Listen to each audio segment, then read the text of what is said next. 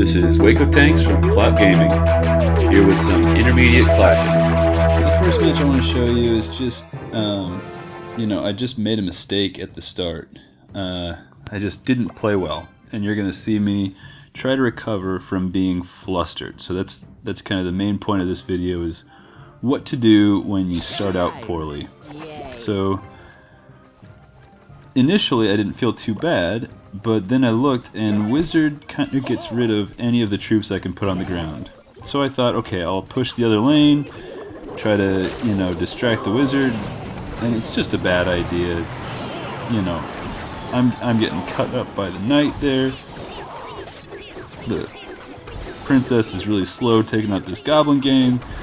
Then the Princess doesn't quite take out the minions as quickly as I think that she should, and then you're going to see me make another misplay here in a second. He's going to drop E-Barbs at the bridge, and instead of playing Goblin Gang like I probably should have, I happened to rocket them. I don't know why.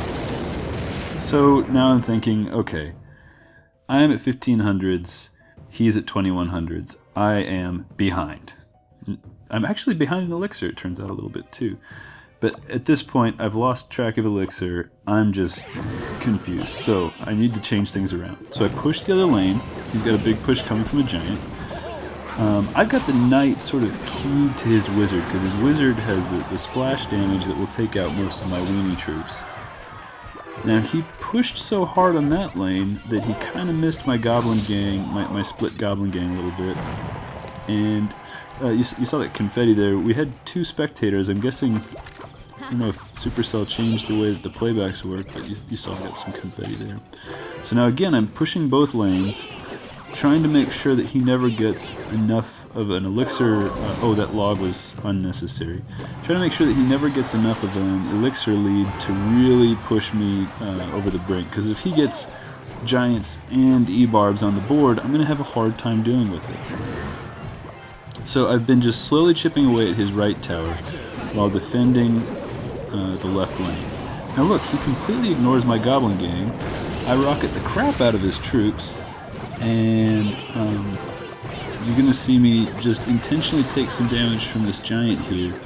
And logging a giant's not generally a good idea, but I just needed to push him back a little bit to wedge my Knight in there so the Knight wasn't chasing him. Maybe that wasn't necessary, I'm not sure. But now look, I finish off the tower with my Goblin Barrel, and he's so confused as to what's going on, because he started out ahead, why is he not still ahead? Just a lot of little moves, making sure to pressure both lanes, or defend one lane and pressure the other lane, deciding when to intentionally take a little bit of damage. That can go a long way. And it's not showing the playback here for some reason, but he just kept repeating, wow, wow, wow. So that was kind of fun. So we should be switching over now to the other video.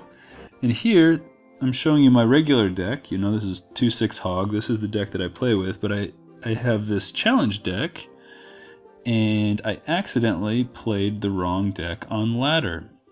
So here's a replay from earlier in the day. I open up the match, and oh gosh, I brought the wrong deck. So again, here I've made a mistake before even entering the arena, and that is bringing a challenge deck to the ladder. Now, it's not a bad ladder deck per se, but I don't have the same card levels in this as as you saw a little bit earlier. Oh, great! I'm going up against Lava Hound, which is my worst matchup ever. So, I try to remember some basic principles about this deck, and I also tried to remember some things that Isopa has said recently, which is, when you're playing this deck in challenge versus playing this deck in ladder, it's oops, and really polite guy here.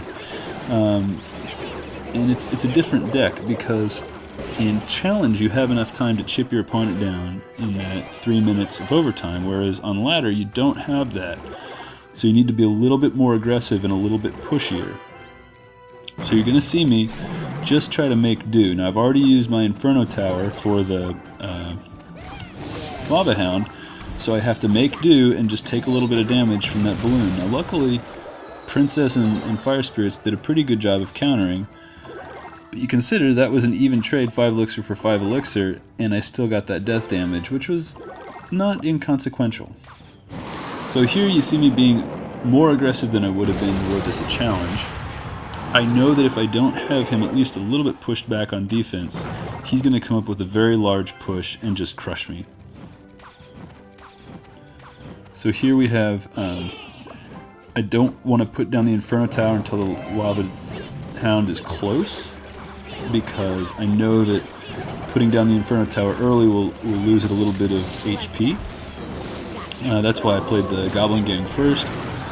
I think he was right in logging that Princess. I did not need to play this Knight in retrospect. I thought he would tank for the Lava Pups, but I placed him, I tapped, and I had to wait a little bit for him to spawn, and the Lava Pups were taken out by him. Okay, then you see this extra aggressive rocket. Again, I would not normally play rocket so aggressively. Again, I'm trying to split up my Goblin Gang, so I'm still pressuring the right-hand side. And now he's got quite a hefty push coming my way. Luckily, the Princess does a lot of damage to that minion horde, but this is going to end me unless I can rocket it. He was not a big fan of that rocket. Learn to use rocket. It's really useful. Learn how to lead your targets. Obviously it was vital there. If I'd missed that rocket, that would have been really bad news. Now, I do not recommend playing Princess at the Bridge in a deck like this, or really hardly ever, but I'm just trying to finish off this tower, and by any means necessary. And you see that we're racing to the end, and I just barely squeaked it out. So this was not the way that I would normally like to play, but I made the best with what I had.